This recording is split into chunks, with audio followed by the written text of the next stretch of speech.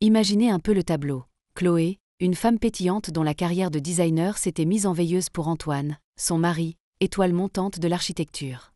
Ils étaient en Italie, censés s'imbiber de romantisme, n'est-ce pas? Que nenni. Antoine était avec sa clique de copains de fac. Imaginez une bande de gamins fortunés qui n'ont jamais manqué de rien, célébrant leur annuel virée entre mecs. Et moi, Chloé, j'étais la potiche de service, traînée là à contre-cœur.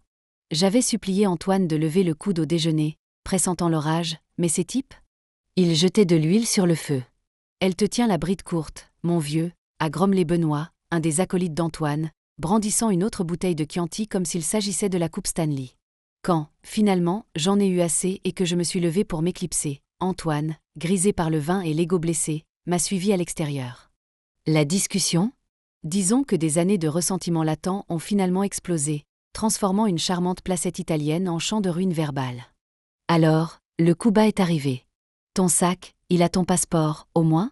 A raillé Antoine, un rictus désagréable illuminant ses yeux avant de sauter dans le siège conducteur de sa Fiat de location. Tu te débrouilleras. T'es tellement intelligente, toujours à me dire ce que je dois faire. Les feux arrière ont clignoté puis se sont éteints, me laissant là, bouche bée, l'écho de leur rire, surtout le suffisant, on va voir comment elle rentre. De l'ami d'Antoine, Laurent flottant dans le crépuscule. Il va revenir, ai-je murmuré, les quelques phrases italiennes que j'avais à moitié apprises avaient maintenant un goût de cendre dans la bouche. Les habitants, sirotant leur Aperol Spritz, me jetaient des regards en coin. Ce petit village pittoresque, du genre carte postale, m'a soudain paru sinistre. Une heure s'est éternisée, le ciel prenant la couleur d'une contusion. 80 € et 37 $ dans mon portefeuille. Un billet aller simple pour un endroit décent? Oubliez ça. Mes cartes de crédit? Bien gardées dans le portefeuille d'Antoine, l'abruti. J'ai trouvé une pension miteuse au-dessus d'une boulangerie, de celle où les draps avaient probablement plus d'histoire à raconter qu'un roman d'Hemingway. La patronne, une vieille nonna adorable qui parlait autant anglais que moi italien, m'a juste tapoté le bras, les yeux emplis d'une sympathie qui allait droit au cœur, plus que n'importe quel sermon. Mon téléphone? Un mur de briques silencieux d'Antoine. 27 appels directs à la messagerie vocale. Messages distribués, les doubles coches bleues se moquant de moi avec leur statut « non lu ». Benoît, Marc, chacun de ces crétins dans la voiture? Bloqué. Une vague froide de panique m'a envahi. Ce n'était pas une blague de pochard. C'était une humiliation calculée, de sang-froid. Le sommeil est arrivé par saccade, interrompu par des vérifications désespérées du téléphone et la lancinante prise de conscience que j'étais véritablement et absolument seule. Le matin a apporté une pincée de faux espoirs. Peut-être qu'Antoine ferait une scène de comédie romantique, apparaissant avec des roses et des excuses larmoyantes, me reprochant d'avoir surréagi à sa blague. Je serais furieuse, bien sûr, mais peut-être, juste peut-être, pourrions-nous recoller les morceaux de notre vie soigneusement organisés à Bordeaux, où Antoine était l'architecte star et moi, son épouse dévouée, gérant notre élégante maison en pierre et son agenda social tout aussi élégant. Mes propres rêves de design? Rangés comme de vieilles déclarations d'impôts. Mais Antoine n'est pas apparu dans sa rutilante voiture de sport italienne. Au deuxième jour, je rationnais mes euros. Un triste panini était mon seul repas pendant que j'arpentais le périmètre du village, un fantôme hantant les charmants cafés et trattoria, cherchant le moindre signe de leur groupe de touristes. À la tombée de la nuit, l'amère vérité m'a frappée. Ils étaient partis. Florence les appelait, et je n'étais pas sur la liste des invités. Au troisième jour, le patron d'un café au visage aimable, me voyant traîner comme un chat errant, m'a offert un espresso gratuit, et dans un anglais hésitant, m'a indiqué la polizia locale. L'officier là-bas? Il semblait aussi surpris que si je lui avais demandé mon chemin pour la meilleure gelateria du coin. Touristes abandonnés. Apparemment, c'était monnaie courante. Son anglais limité et mon italien inexistant ont abouti à un rapport déposé et un haussement d'épaules compatissant, aussi utile qu'une moustiquaire sur un sous-marin. Cet après-midi-là, debout devant la vitrine d'un prêteur sur gages encombrés, le poids de ma réalité m'écrasant comme un semi-remorque, j'ai pris la décision la plus difficile de ma vie. Mon alliance. Un diamant de 2 carats, la mise à niveau d'Antoine pour notre 5e anniversaire, remplaçant la simple bague avec laquelle nous avions commencé. Le prêteur sur gage m'en a offert une misère, mais c'était suffisant. Suffisant pour la prochaine étape, où qu'elle soit. L'Amérique? Appeler la famille? A suggéré le prêteur sur gage, comptant les euros. J'ai hoché la tête mécaniquement, mais à l'intérieur, une autre sorte de rébellion était en train de germer. La famille signifiait des explications, signifiait entendre l'inévitable, je te l'avais dit, de ma mère à propos du tempérament d'Antoine, signifiait affronter des amis qui avaient vu les fissures dans notre mariage que j'avais travaillé si dur à dissimuler. La gare routière était un espace silencieux et résonnant, le panneau électronique affichant des destinations qui sonnaient comme si elles appartenaient à un magazine de voyage, pas à ma vraie vie. Un bus de nuit pour Rome, point des ferries pour ailleurs. Un endroit où Antoine et sa bande ne penseraient pas à chercher, s'ils prenaient la peine de le faire. Mon doigt a flotté au-dessus du numéro de mon père dans mes contacts. Un appel, et un billet d'avion pour la maison se matérialiserait. Un appel, et je serais de retour dans la cage dorée que j'avais construite, rétrécissant lentement pour m'adapter à l'ego et aux exigences croissantes d'Antoine. Un souvenir a surgi, net et inopportun. Antoine, plaisantant, mais pas tout à fait, en cachant mes portfolios de design quand j'avais mentionné l'idée de reprendre le travail à temps partiel. Pourquoi compliquer les choses ? Avait-il demandé, sa voix douce comme de la soie. Nous n'avons pas besoin de l'argent, et j'ai besoin que tu te concentres sur notre vie. J'avais ri à l'époque, jouant le rôle de l'épouse compréhensive. Mais assise dans cette gare routière crasseuse, les néons bourdonnant au-dessus de ma tête comme des abeilles en colère, j'ai vu les choses telles qu'elles étaient, une autre barrière dans l'enclos qu'il avait construit autour de moi. « Où allez-vous » a demandé la guichetière, une femme plus âgée avec des yeux qui en avaient vu d'autres, observant la bataille intérieure qui se reflétait sur mon visage. « La Grèce » ai-je répondu, la décision se solidifiant au moment où le mot quittait mes lèvres. « Le village côtier le plus éloigné où vous pouvez m'emmener. » 14 heures plus tard, je suis descendu en titubant du dernier bus, mon corps une symphonie de douleur due aux sièges inconfortables et à la tension accumulée. L'air, dense du parfum de sel et d'oliveraie, m'a frappé comme une promesse. Des bâtiments blanchis à la chaux brillaient sous le soleil implacable d'un village dont le nom était un mélange de voyelles et de consonnes que je n'ai même pas essayé de prononcer. Mon téléphone était mort quelque part entre les pays, une rupture finale avec mon ancienne vie. Mon estomac a grondé en signe de protestation, un écho creux du vide intérieur.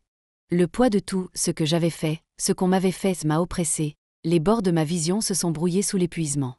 J'ai erré vers ce qui semblait être le centre du village, 3 jours de tumulte émotionnel m'ayant laissé à vif, oscillant entre une rage incandescente envers Antoine, la peur glaciale de mon avenir incertain et une dangereuse, inattendue lueur de libération.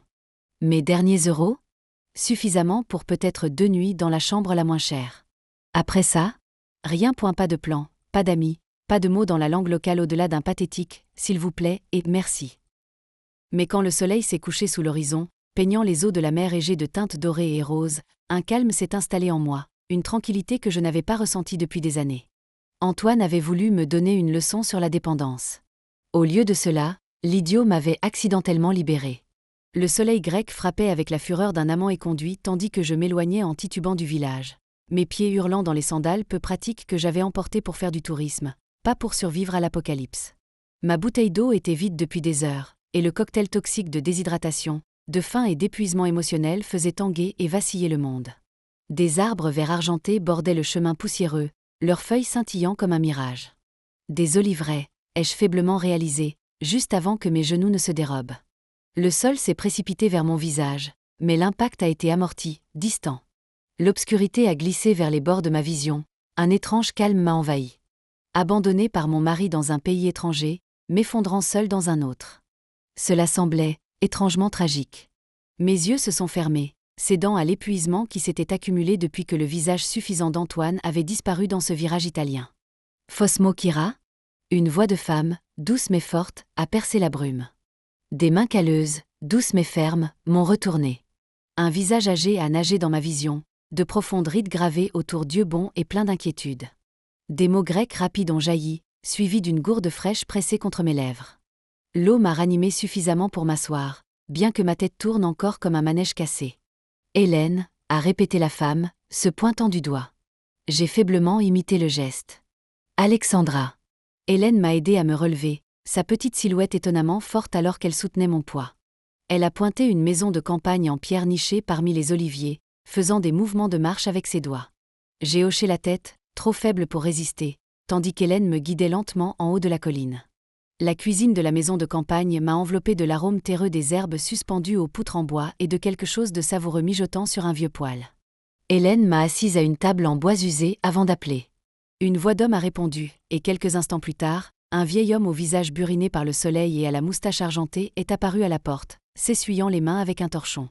Nikos, a dit Hélène, le présentant, son mari. Nikos a hoché la tête avec prudence, ses yeux interrogateurs mais pas hostiles. Hélène a pressé un verre d'eau fraîche dans mes mains, suivi d'une assiette de soupe simple. Mon estomac a grondé en signe d'approbation, provoquant un sourire chaleureux d'Hélène. La nuit s'est déroulée dans un flou de communication brisé. J'essayais d'expliquer ma situation étrange avec un mélange pathétique d'anglais, de gestes et finalement de larmes. Hélène a hoché la tête comme si elle comprenait parfaitement, bien que je sache que les détails se perdaient dans la traduction. Nikos est resté silencieux mais attentif, posant occasionnellement des questions qu'Hélène traduisait avec des gestes expressifs. Ils m'ont offert leur chambre d'amis, un espace simple avec des murs blanchis à la chaux et un lit étroit recouvert d'un couvre-lit fait main. Trop épuisée pour discuter, je me suis effondrée dans un sommeil bien nécessaire. Le matin est arrivé avec le chant des coqs et l'arôme enivrant du pain frais. Des vêtements propres, une simple robe de coton et un cardigan qui semblait avoir des décennies mais sentait le linge fraîchement lavé, étaient pliés au pied de mon lit. Ils étaient amples mais représentaient un changement bienvenu par rapport à mes vêtements tachés du voyage. Dans la cuisine, Hélène a souri radieusement en me voyant, servant immédiatement du café fort et du pain frais arrosé d'huile d'olive et de miel. Avec la lumière du jour est arrivée une vague de honte. Ces étrangers m'avaient accueilli sans hésitation, m'avaient nourri, m'avaient vêtu. Je devais expliquer, proposer de payer, aller de l'avant. À travers un anglais hésitant et l'application de traduction sur mon téléphone maintenant chargé, grâce à un adaptateur que Nikos avait produit magiquement, j'ai tenté de transmettre ma gratitude et mon intention de retourner au village. Le visage d'Hélène s'est immédiatement assombri. Elle a vigoureusement secoué la tête, pointant la pluie qui battait maintenant les fenêtres, puis mes pieds encore empoulés. « Reste », a-t-elle insisté, l'un des rares mots anglais que je lui avais entendu prononcer. « Repose-toi ».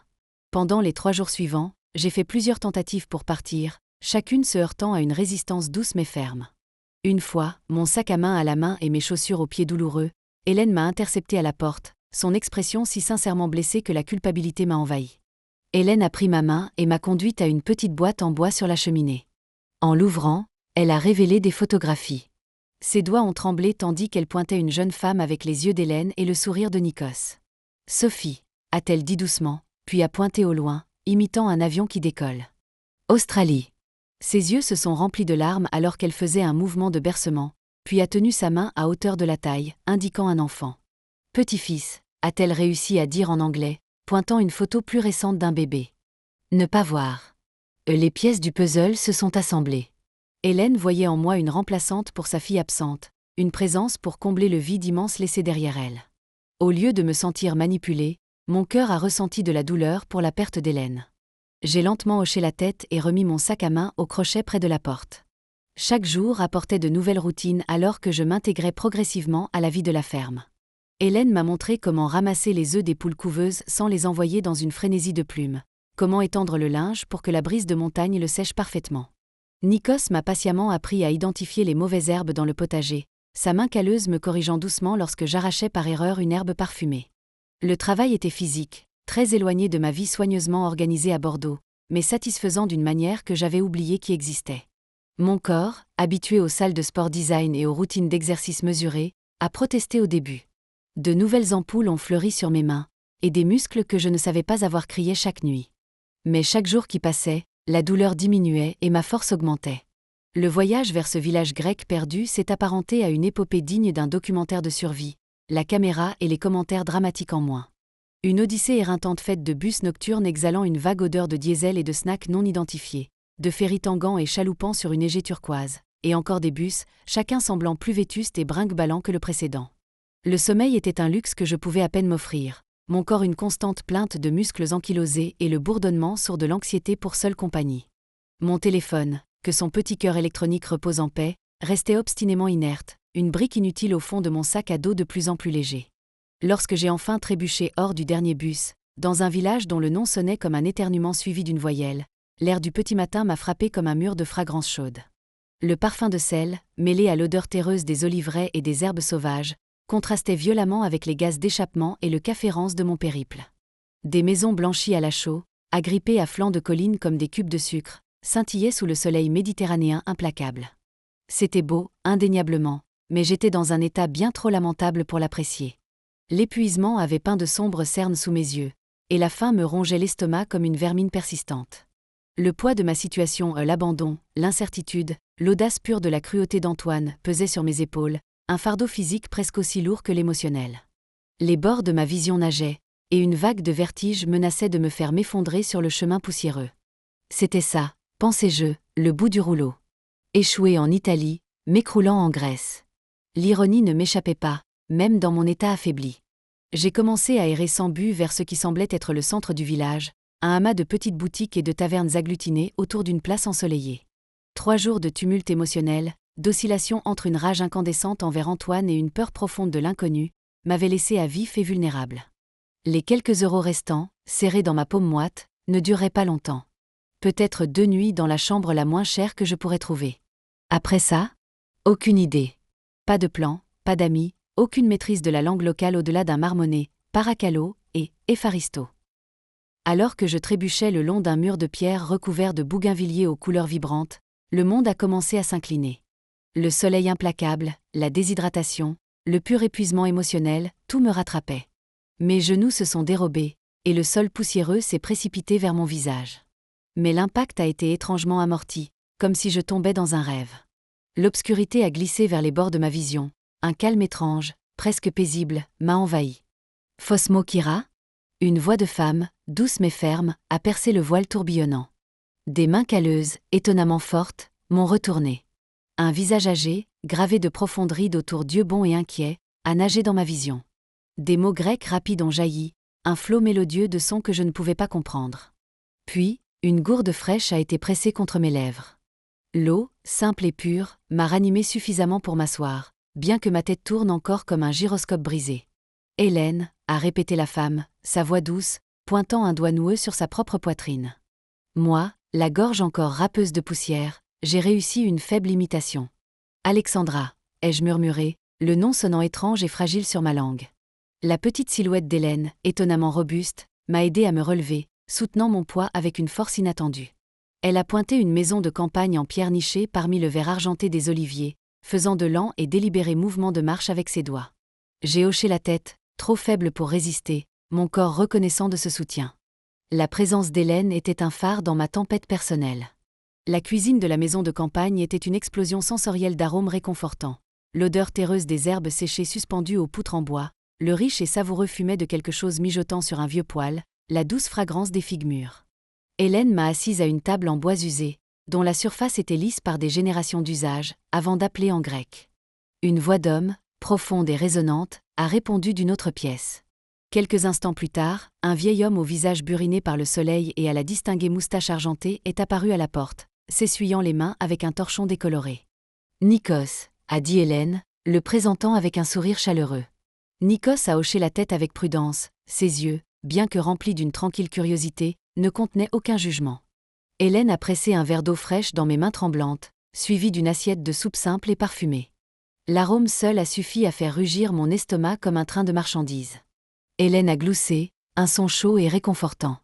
La nuit s'est déroulée sur un rythme lent et doux de communication brisée. J'ai tenté d'expliquer ma situation étrange, une pantomime pathétique d'une dispute, d'une voiture qui s'éloigne et d'un voyage désespéré. J'ai utilisé les quelques mots grecs que je connaissais, complétés par des gestes de main de plus en plus frénétiques, et finalement, des larmes d'épuisement et de soulagement. Hélène a écouté attentivement, hochant la tête avec une compréhension qui transcendait le langage. Nikos est resté la plupart du temps silencieux, son regard fixe et observateur, posant occasionnellement des questions qu'Hélène traduisait avec des sourcils levés expressifs et des gestes.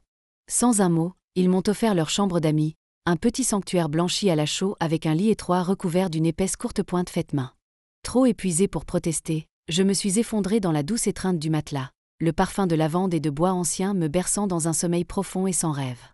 La bonté inconditionnelle de ces étrangers était un baume pour mon âme blessée, un contraste saisissant avec la cruauté insensible que j'avais vécue si récemment. J'étais arrivé en Grèce brisée et seule, mais dans le paisible sanctuaire de cette ferme d'oliviers, une fragile graine d'espoir a commencé à germer. La vie à la ferme d'oliviers était à des années-lumière de l'existence méticuleusement planifiée que j'avais connue à Bordeaux. Adieu les séances de spinning matinales et les repas biologiques portionnés avec précision. Mes journées commençaient désormais avec le chant des coqs et l'arôme fort et terreux de la terre. Hélène, avec une patience qui ferait pâlir un saint, a commencé à m'enseigner le rythme de la ferme. La récolte des olives était une tâche éreintante mais étrangement satisfaisante. Sous le soleil grec implacable, j'ai appris à manier les longs râteaux en bois, persuadant doucement les fruits mûrs et sombres des vieilles branches de tomber sur les filets tendus en dessous. Mes mains, douces de citadine, ont rapidement développé des callosités, un signe d'honneur gagné par un travail honnête. Nikos, un homme de peu de mots mais d'une immense connaissance, m'a montré l'art subtil d'identifier les olives parfaites, celles destinées à leur précieuse huile vert émeraude. Les trier, assises sous l'ombre tachetée d'une pergola couverte de vignes, était un processus méditatif, chaque olive inspectée, touchée et placée avec soin. Hélène m'a également initiée aux secrets de la cuisine grecque traditionnelle. Oubliez les magazines gourmands et les recettes compliquées. La cuisine d'Hélène était un royaume d'instinct et de tradition. Un peu de ceci, un peu de cela, disait-elle, ses mains se mouvant avec une grâce pratiquée tandis qu'elle pétrissait la pâte pour le pain croustillant ou mélangeait des légumes vibrants avec de l'huile d'olive et des herbes parfumées de son jardin. Moi, initialement maladroite et incertaine, j'ai progressivement appris à faire confiance à mes sens, les arômes et les textures me guidant. Les repas simples et sains que nous partagions autour de la table en bois usé étaient à des années-lumière des dîners élaborés que j'avais organisés pour les collègues d'Antoine, mais ils me nourrissaient d'une manière que ces événements chics n'avaient jamais fait. Le travail physique et la nourriture simple et saine ont opéré une transformation en moi. La tension persistante qui avait été une compagne constante dans mon ancienne vie a commencé à se dissiper, remplacée par un tranquille sentiment de bien-être. Mon corps, autrefois tonique mais souvent stressé, est devenu plus fort et plus résistant. Le poids qu'Antoine critiquait subtilement, c'est « quelques kilos en trop », qu'il mentionnait avec une cruauté désinvolte, a fondu, remplacé par du muscle maigre. Même ma peau semblait respirer plus facilement, rayonnant d'un éclat naturel qu'aucune crème coûteuse ne pouvait reproduire. La langue est devenue un autre pont entre moi et ma nouvelle vie. Hélène, avec une patience infinie et une malice pétillante dans les yeux, est devenue ma tutrice. Je butais sur les conjugaisons des verbes et les déclinaisons des noms, provoquant souvent des rires avec mes prononciations amusantes. Nikos, bien que plus silencieux, offrait de douces corrections et des hochements de tête encourageants. Lentement mais sûrement, les sons mélodieux du grec ont commencé à prendre sens, débloquant une nouvelle couche de connexion avec les gens et la terre qui m'entourait. Un après-midi, alors que j'aidais Hélène à trier de vieilles photographies, je suis tombée sur une boîte remplie d'esquisses et de dessins. Ils étaient d'Hélène, de ses jeunes années. Des designs audacieux et imaginatifs pour des maisons et des meubles. « Tu aimes ?» a demandé Hélène, ses yeux brillants. Une étincelle s'est allumée en moi. Ma propre passion pour le design d'intérieur, longtemps inactive sous le poids de mes obligations conjugales, s'est réveillée.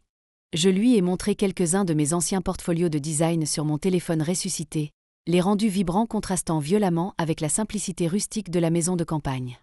Hélène était captivée, ses doigts traçant les lignes des créations. « Belle pensée », disait-elle, sa validation un baume pour mon âme créative longtemps négligée. Hélène m'a encouragée à redessiner, me fournissant du papier et des crayons, son soutien silencieux une puissante affirmation.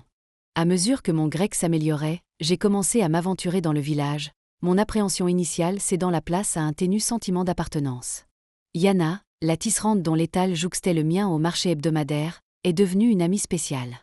Une femme vibrante d'une quarantaine d'années, veuve mais dotée d'un esprit vif et d'une perspective pragmatique, Yana me rappelait ma colocataire de l'université aux États-Unis. Nos conversations, un mélange animé de mon grec encore imparfait et de l'anglais étonnamment excellent de Yana, allaient des commérages du marché aux stratégies commerciales en passant par des réflexions plus personnelles. Stavro, le jovial propriétaire de la taverne locale, est devenu un autre allié inattendu, me saluant toujours d'un retentissant « Yaza » et d'une amicale tape dans le dos. Le sentiment de communauté dans le village était une révélation pour moi. Les gens prenaient soin les uns des autres, offrant leur aide sans rien attendre en retour. J'ai été invitée à des réunions impromptues sur la plage, à des célébrations de fêtes de Saint-Patron remplies de musique et de rire, même à une réunion du comité du village étonnamment intéressante sur le prochain festival d'été. Chaque invitation, chaque repas partagé, chaque conversation maladroite tissait un autre fil dans le réseau de connexion qui lentement mais sûrement me maintenait à flot. Puis est arrivé le jour où Hélène et Nikos m'ont fait asseoir à la table en bois usé dans la cuisine, leurs expressions sérieuses mais bienveillantes. « Alexandra », a commencé Nikos, son anglais soigneusement choisi, « nous voulons parler affaires avec toi. » Mon cœur a fait un bond. Avais-je fait quelque chose de mal ? Était-il temps pour moi de partir ? Hélène a traversé la table, sa main calleuse recouvrant la mienne d'une manière rassurante. « Nous vieux maintenant », a-t-elle expliqué, se pointant elle et Nikos. 68, 70 ans. Nikos a hoché la tête solennellement. Pas d'enfant ici. Sophie, ne pas revenir. Les yeux d'Hélène se sont voilés d'une tristesse familière. Nous pensions prendre retraite bientôt. 2, 3 ans. Mais Olivier. Nikos a fait un large geste vers les oliveraies à l'extérieur. 200 ans.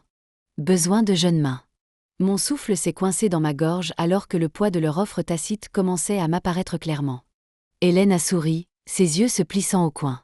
Toi apprendre vite. Travailler dur. Nous enseigner tout. Elle a tendu ses mains, offrant non seulement un emploi, mais un avenir. Affaire, à toi.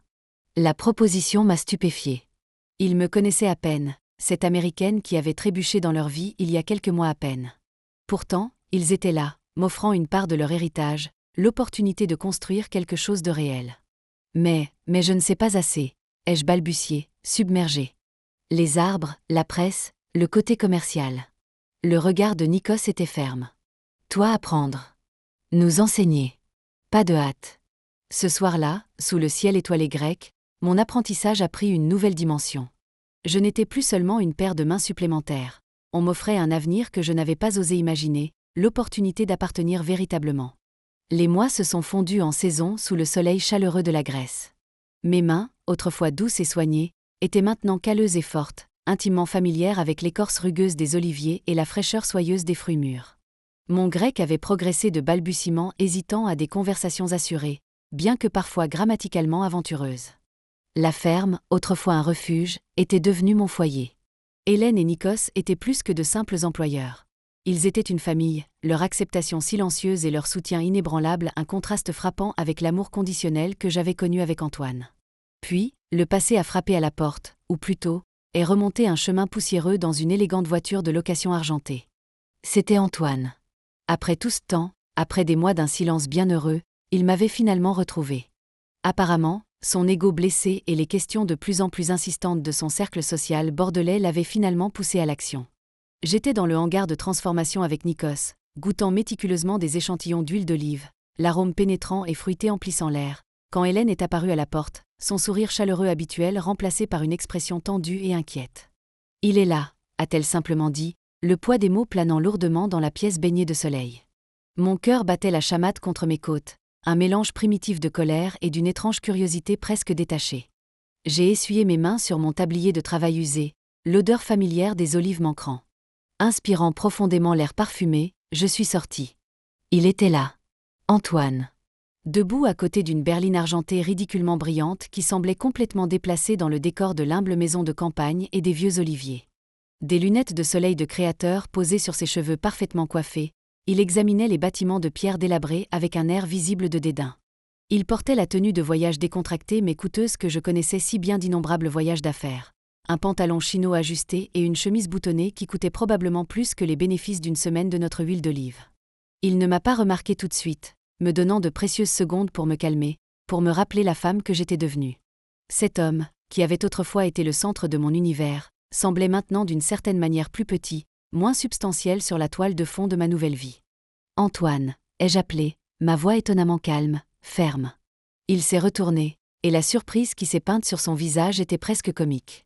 Ses yeux ont parcouru mes bottes de travail robustes jusqu'à mes bras bronzés par le soleil, s'arrêtant sur mes cheveux non coiffés, retenus en une simple queue de cheval. Le ton familier de désapprobation qui autrefois m'aurait fait me précipiter pour corriger tout ce qu'il trouvait à redire me submergeait maintenant à peine, comme une vague contre un rocher solide. « Mon Dieu, Chloé, qu'est-ce qui t'est arrivé ?» a-t-il demandé, sa voix chargée d'incrédulité et d'une pointe de dégoût. « La vie est passée », ai-je répondu, avançant à pas mesurés vers lui, le gravier crissant doucement sous mes bottes. « Qu'est-ce que tu fais ici, Antoine ?» Il a retiré ses lunettes de soleil, son charme habituel se glissant en place comme un masque bien rodé. Il a tendu les bras, un geste qui autrefois aurait fait fondre ma résolution. « Je suis venu te ramener à la maison, bien sûr. Ça a assez duré, tu ne crois pas ? Quel que soit le point que tu essayais de prouver. » « Il ne s'agit pas de prouver quoi que ce soit, » ai-je interrompu, m'arrêtant bien hors de sa portée. « Il s'agit de construire une vie. » Son sourire a vacillé. Derrière lui, j'ai entendu le tranquille raclement de pas d'Hélène et Nikos sortant de la maison, leur présence un silencieux témoignage de solidarité. Bien qu'ils ne puissent pas comprendre l'anglais rapide, ils se sont placés en vue, gardiens silencieux prêts à intervenir si nécessaire. Antoine les a remarqués, son expression se durcissant. « Ce sont ces gens avec qui tu as séjourné ? Ils t'ont retenu ici ? Parce que si c'est le cas. Ils m'ont appris, ai-je coupé court, ma voix ferme. La culture des oliviers, la communauté, la bonté inconditionnelle. J'ai désigné les vastes oliveraies qui nous entouraient. Je suis maintenant copropriétaire. J'ai une affaire ici. L'incrédulité a clignoté sur son visage, rapidement suivi du dédain que je connaissais si bien. Une affaire, Chloé? Soyons sérieux. Tu es designer, pas agricultrice. C'est une phase mange, prie, aime après notre petite dispute? Dispute? Ai-je répété, un rire amer s'échappant de mes lèvres. Tu admets enfin que tu n'aurais pas dû me laisser en Italie? C'était une stupide erreur d'ivrogne? Tu t'es excusé? Quand, Antoine? Dans quel univers me traquer et exiger que je rentre compte comme des excuses? Sa mâchoire s'est serrée, son charme habituel s'évaporant comme la brume matinale. Très bien. Je suis désolée de t'avoir laissé en Italie. C'était immature et incorrect. C'est ce que tu voulais entendre? Pouvons-nous passer à autre chose maintenant? Pourquoi m'as-tu même cherché, Antoine? Ai-je demandé, mon regard inébranlable. Des mois se sont écoulés. Pourquoi maintenant? Il s'est agité, regardant Hélène et Nikos qui nous observaient attentivement, leurs expressions illisibles. Pouvons-nous discuter de ça en privé? Dans la voiture, peut-être? Ils ne parlent pas anglais, Antoine, ai-je dit, ma voix plate. Et je n'ai rien à leur cacher. Pourquoi maintenant? A-t-il insisté à nouveau?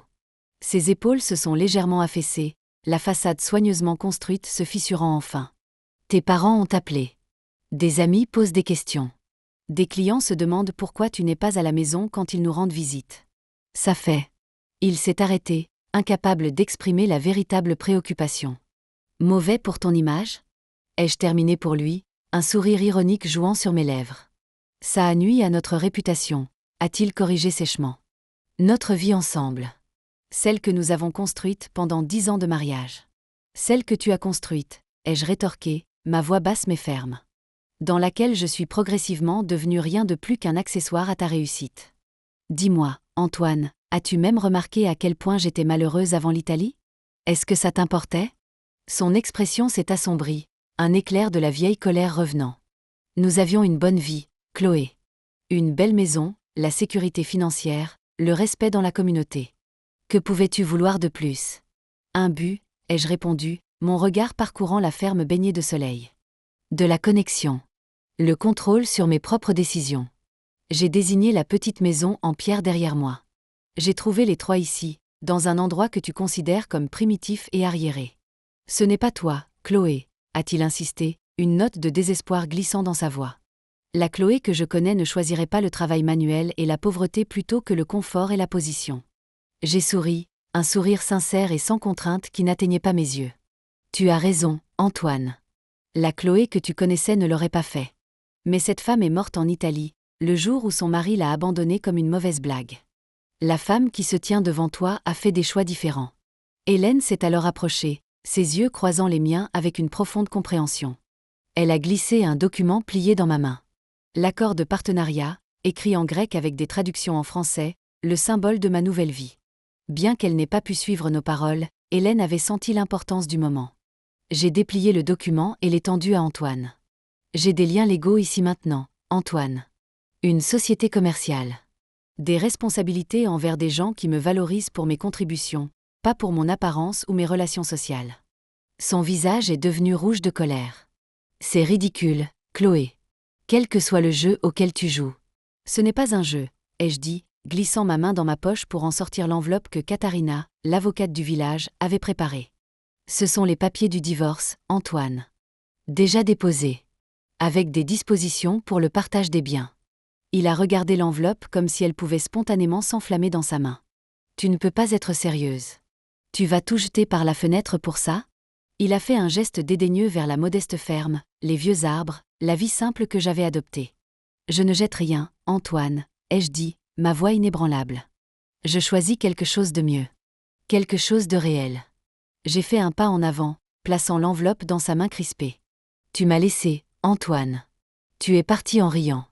Tu ne t'attendais juste pas à ce que je trouve mon chemin sans toi. Ses doigts se sont refermés instinctivement autour des papiers, son expression passant de la surprise à la colère et finalement à une fierté blessée. Tu vas le regretter, a-t-il dit, mais la menace sonnait creux, même à ses propres oreilles. Quand la nouveauté s'estompera et que tu continueras à porter des olives sous un soleil de plomb à 60 ans, tu te souviendras de ce à quoi tu as renoncé. Peut-être que je le ferai, ai-je concédé, mon regard ferme. Mais je préfère risquer de regretter les décisions que j'ai prises plutôt que de vivre avec la certitude de regretter celles qui ont été prises pour moi. Nikos s'est alors avancé, posant une main calleuse sur mon épaule, son toucher une silencieuse réaffirmation.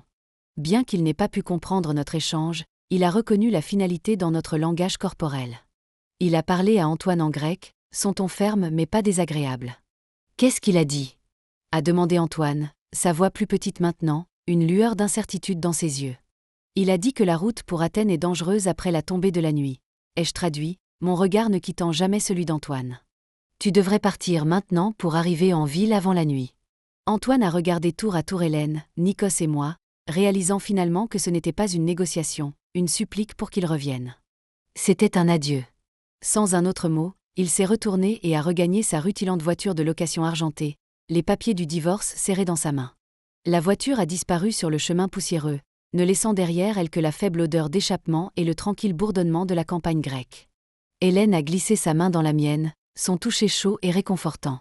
Ensemble, nous nous sommes tournés vers la maison de campagne, ma maison désormais aussi. Le travail de la soirée nous attendait, des échantillons d'huile d'olive à cataloguer, le dîner à préparer, l'inventaire du marché de demain à vérifier. Mon mari m'avait autrefois abandonnée dans un pays étranger, supposant que je serais impuissante sans lui, supposant que je reviendrais en rampant une fois que j'aurais appris ma leçon. Au lieu de cela, dans la terre fertile d'un nouveau pays et la bonté inattendue d'étrangers, j'avais trouvé un terreau fertile pour planter de nouvelles racines, des racines plus fortes et plus profondes qu'il n'aurait jamais pu l'imaginer. Parfois, les actions les plus cruelles produisent les plus beaux cadeaux. En essayant de me briser, Antoine m'avait involontairement libérée.